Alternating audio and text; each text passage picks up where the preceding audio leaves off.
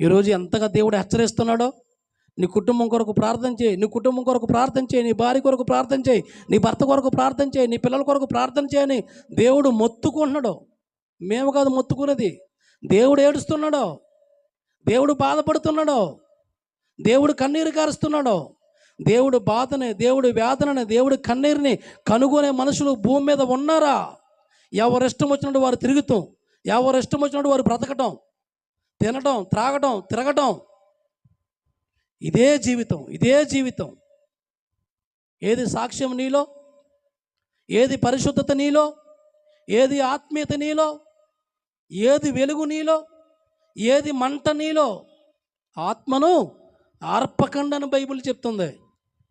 అసలు నీది మండేదేది ఆర్పకుండా జీవించడానికి. ఎన్నిసార్లు వాక్యాలు విన్నా, ఎన్నిసార్లు దేవుని మాటలు విన్నా,